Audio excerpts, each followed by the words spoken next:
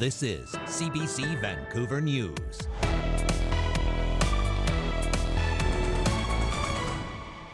It's deeply frustrating to have to fight this battle once again.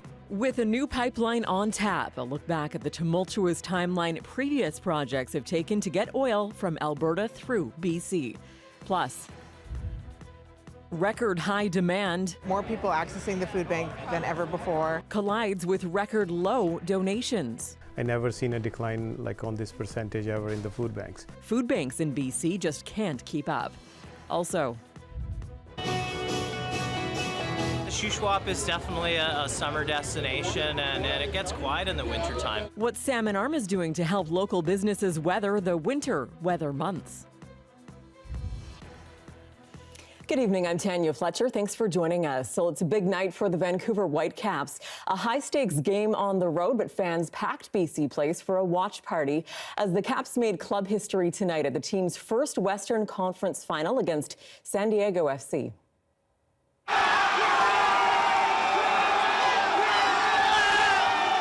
Caps, they work it across. The return pass. Kubas is in to the far post, and they're in. Brian White with the finish, and it's the Vancouver Whitecaps who strike first on the road. It's a 1-0 game. And the Caps did not disappoint in the end. Brian White scoring twice as Vancouver downed San Diego 3-1, punching their first ever trip to the MLS Cup final. It's this group, the best collective they've had, that advances to MLS Cup for the first time in its 15-year history. The Whitecaps will face Lionel Messi's Inter Miami in Florida 1 week from today. It'll be the third time the Caps will face that team this year. An investigation is underway into what caused a train derailment in the Kootenays this morning. About a dozen cars of a Canadian Pacific Kansas City train went off the tracks around 7 a.m. That triggered the evacuation of 5 properties near the Kootenay River. Following the tactical evacuation, the RDEK declared a state of local emergency and issued an evacuation order for those properties, which basically is just so that we're able to keep the residents out at a distance. It allows us to support residents a little bit longer if required. The evacuation order for those 5 properties was rescinded earlier tonight. The railway company says no one was injured in the derailment. The cars had been carrying wood products as well as tanker cars carrying propane. CPKC says its crews and equipment have responded now to conduct a full assessment and begin work on the cleanup. The Transportation Safety Board has also sent a team of investigators to the scene. A shooting late last night in Surrey has left 1 man dead. Surrey police showed up in Guildford around 104th Avenue and 152nd Street just before midnight. They found a man who'd been shot and had life-threatening injuries. He wound up dying at the scene. The homicide team is now in charge of the investigation. Few details have been shared, but investigators do not believe this was a random shooting. It also doesn't appear to be related to extortions. As Ottawa and Alberta press ahead with a controversial proposed pipeline, some here in BC are pointing to challenges and key lessons learned from Canada's past pipeline projects out west. Our Janella Hamilton takes a look. A potential pipeline from Alberta to BC's north coast has some looking back at what they call the red flags of past projects. British Columbia bears all the risks. The coastal First Nations in particular have already experienced oil spills. In 2008, the Enbridge Northern Gateway pipeline was proposed, then cancelled due to overwhelming opposition. Nearly 2 decades later, the Trans Mountain expansion received similar pushback. It's deeply frustrating to have to fight this battle once again. He says while a handful of First Nations in BC have received some economic benefits, many have not. The pipeline expansion wound up costing the federal government $34 billion. We're going to get $25 million when it becomes, I think it's close to 92% full, and it hasn't got there yet, so that benefit has not come forward to BC. And some argue many of the environmental promises fell short, too. The Trudeau government, when it made this purchase, made a number of claims that were not substantiated. They promised that the funds from the Trans Mountain project would go to fund Canada's clean energy future. and a number of promises that it was aligned with climate commitments and so on. And we know those things not to be true. If this new pipeline goes ahead, Alberta has agreed to build a system to capture carbon emissions from oil sands projects. But the deal backslides on some climate commitments, like making exemptions to BC's oil tanker ban along the north coast. The proposed pipeline will be privately constructed and financed, unlike the Trans Mountain. However, some Indigenous leaders are adamant it won't reach that point. We have advance in court decisions, and we have UNDRIP. We have the Declaration on the Rights of Indigenous Peoples Act, which compels the government of British Columbia to seek our support. The federal government says BC and coastal First Nations will need to be consulted prior to any new pipeline being built. Alberta is slated to present its plan to Ottawa for review by July 1st.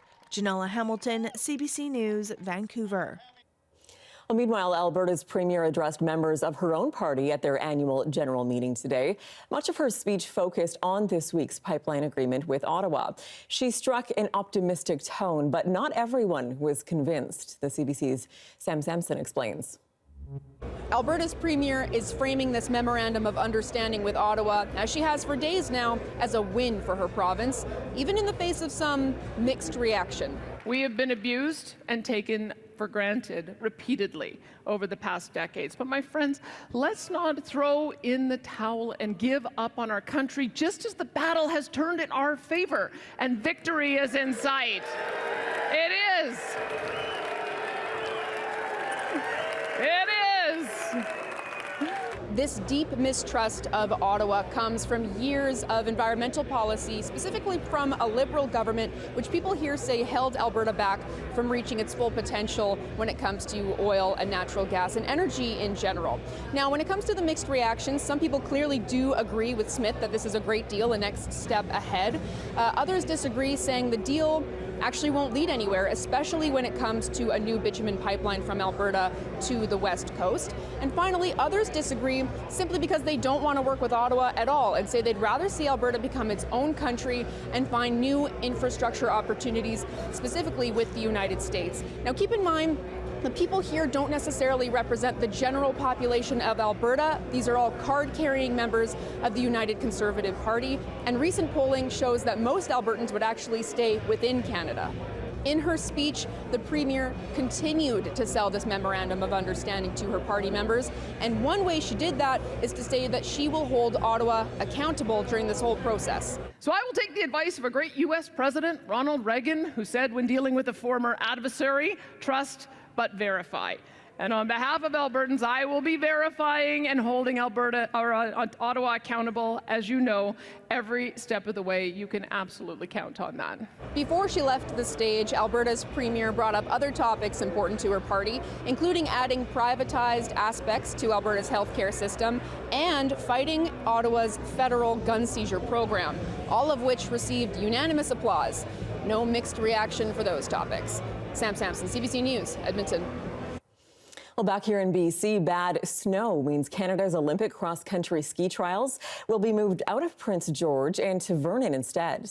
Nordic Canada says current snow conditions in Prince George made it impossible to guarantee the quality courses required for an Olympic qualification event. The trials, slated for December 13th to 17th, will determine Canada's team for February's Winter Games in Italy. The dates will stay the same, but the trials will now be held in Vernon instead. Well, food banks in BC are nervously watching as demand reaches record highs while donations hit record lows. As CBC's Benit Braich reports, there are urgent calls for more help, especially during this holiday season.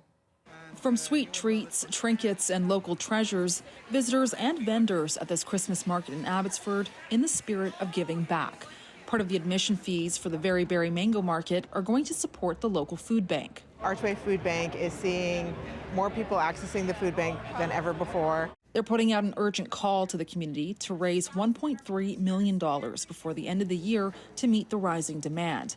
Last year, an average of 5,000 people per month accessed their food bank. This year, that number has surpassed 6,000 a month. We're remaining hopeful and It's just seeing the community out here like this, it just really is inspiring. The high demand is being felt elsewhere too. The Kootenay Food Bank says they're seeing a higher need than ever, while donations are the lowest they've ever been. I never seen a decline like on this percentage ever in the food banks. So this is a very alarming situation. Neerjwalia says there's been a particularly big drop in business donors. Businesses, even they're declining with the donations, not just to the individual, for toys to the food items, tariffs, inflations, and higher interest rate. Their food bank locations serve more than 21,000 people every month between Surrey and Delta, and is echoing the call for urgent donations.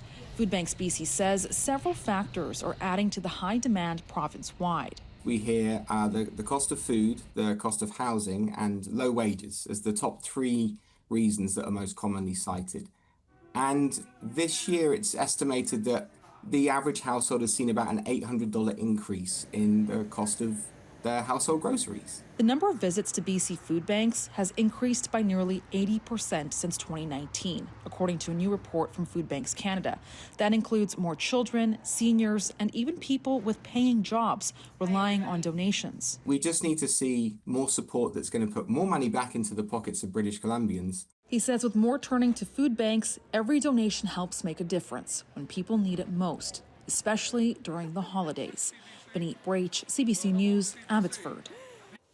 Well, today, Vancouver's Union Gospel Mission offered a professional photo shoot to anyone staying at their shelter on the downtown east side. It's an annual tradition going on 15 years now, meant to foster community and dignity. We stopped by.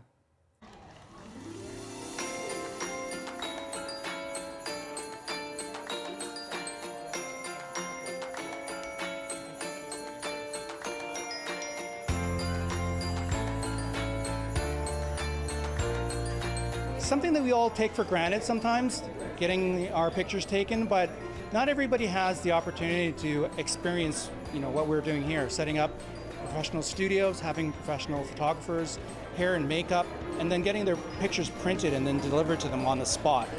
That doesn't come about, every day for everybody. So that's a unique experience. It's for low-income families, and it makes it more accessible for people to get portraits done. It's very uplifting, and for them, it's a moment for them to be the center and spotlight. They're my best photos, so I love them. It means a lot, and it fills my heart with happiness. It means a lot because, now I get to experience it with the rest of my family, and, it's really exciting to see this. One moment in time that they can see themselves for, I think, what they want themselves to be, their best self for that one moment in time, and to be able to cherish that and hold that in their hands, I think that's one big moment.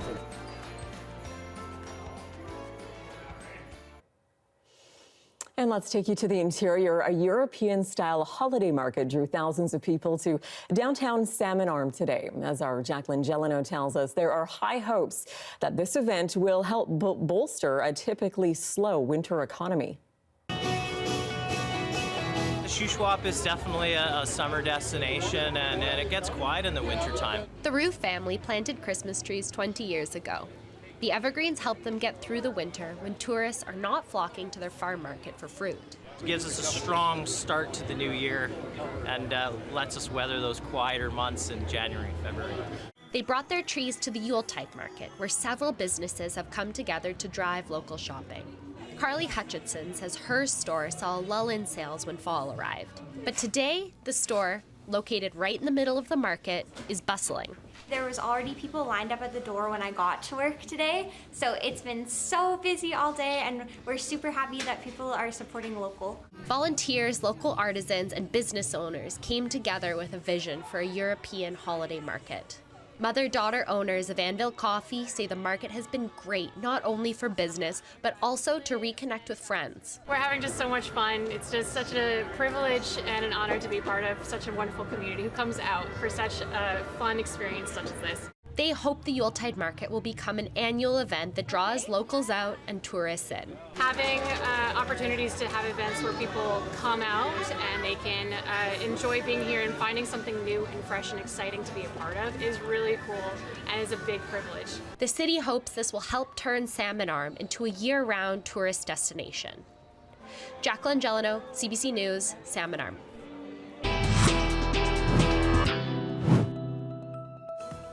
Still ahead, tensions between the United States and Venezuela heat up. We'll tell you what Donald Trump said that sparked this controversy. That's coming up next.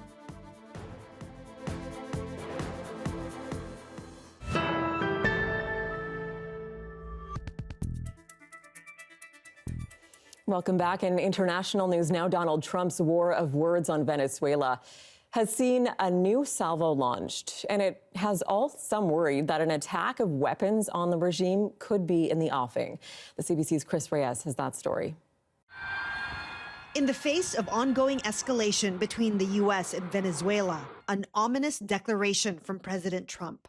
On Truth Social, he posted, "Consider the airspace above and surrounding Venezuela to be closed in its entirety," and then no further explanation. Hours later, this from Venezuelan President Nicolas Maduro, a statement calling Trump's directive a violation of his country's sovereignty and an immoral act of aggression, adding that Venezuela will not accept any orders from a foreign power. On those points, this former diplomat agrees. There have been some 21 boats sunk, some 80 people have been killed. This is murder on the high seas, and it's needless to say, extremely worrisome and questionable. The two countries have been in an intensifying stare-down since late this summer, when President Trump authorized the use of military force against Latin American drug cartels. Then came the strikes on suspected drug boats and the moving of U.S. military assets into the Caribbean, including most recently its deadliest carrier, the USS Ford. Earlier this week, Trump also designated Maduro the head of an alleged foreign terrorist organization and signaled his next move. We'll be starting to stop them by land also. The land is easier, but that's going to start very soon. We warned them, stop sending poison to our country. This former U.S. government official is concerned Trump is bypassing procedure in his actions against Venezuela. I think the president and his team, they need to come clean to the American people and to the Congress and seek military authorization for what they're doing. In response, Venezuela has mobilized its own military, while Maduro recently held a large rally, urging his supporters to resist American action. Maduro has denied all allegations against him, while Trump has insisted that he's on a mission to stop drug trafficking from that country. Venezuela is not a source of fentanyl. Fentanyl is to what is happening in Venezuela, what the weapons of mass destruction were to justify the Iraq invasion. A region on high alert, now awaiting Trump's next move. Chris Reyes, CBC News, New York. Well, you're looking at a shot of the Eagle Chair on Cypress Mountain. This was earlier today with that snow coming down. Well, dry but chilly has been the weather headline for much of the first half of the weekend. For many parts, we'll find out if that holds through the second half of the weekend as well. Your full forecast is next. It's one of a kind. We've got a festive feel-good Friday you don't want to miss. It's great because people can just walk up and have a good time. CBC's Make the Season Kind. It's the kindest day ever. Start a new holiday tradition with CBC on Friday, December 5th. Join us to help raise money for local food banks across BC. For all the details, head to cbc.ca/kindbc or scan the QR code on your screen right now.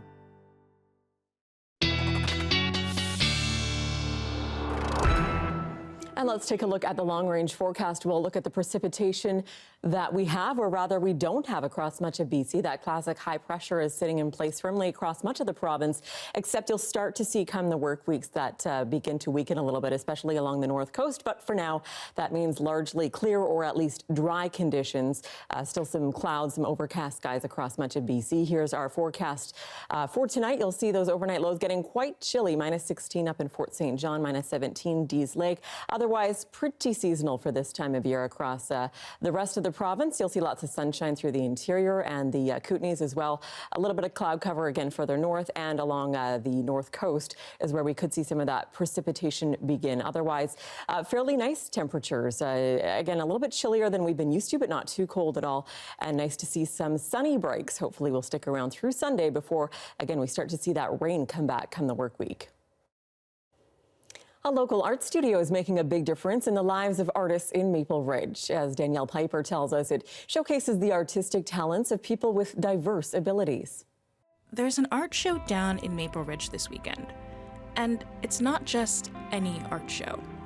It's one of 3 shows put on every year by Kootenay Art Studio, an art space for people with diverse abilities.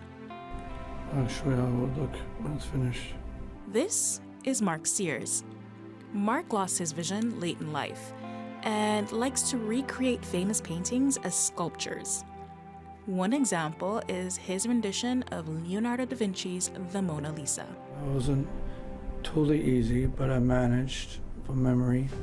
That sculpture that Mark created entirely from memory now sits in the Maple Ridge Library. Mark is a prime example of the kind of people the studio was built for people who want to express themselves without limits. And it's something that the studio's founder had to passionately advocate for. And I said, why not? Why they cannot paint? Why they cannot sing? Meet Maria Dale. She founded Kootenay in 2008 to support artists like Mark and to provide an avenue for the public to appreciate their talent. But she says people are still often in disbelief when they see her students' artwork. Sometimes I have people that say, oh, those are done by you guys. Well, I said, come into the studio, see, right? Nicole Locke is another student at the Kootenay Art Studio. She tells me that art helps her release trapped emotions. And it's like I'm having a bad day or something. They'll sit in there and talk to me, and then they'll walk away, and they'll come back and say, they'll hand me a paper and a pen, and it's like, doo, doo, doo, doo. And then I'll draw something, and it's like, holy, that came from your head? That's your picture. I actually did pretty good when I come to think of it. The art show will showcase Nicole's pieces as well as hundreds of others from over 50 artists. She tells me this is her passion and she loves sharing it with others. And Mark? He's just excited to show people what he can do. People see my work, they appreciate my work, sometimes they buy it or they make comments, and it makes me feel good that people can see what I have accomplished and what I can make. And that is your late news for this Saturday, November 29th. For news anytime, anywhere, download our free app. You can always find us online as well. We're at cbc.ca/BC. Thank you for joining us. Have a great night.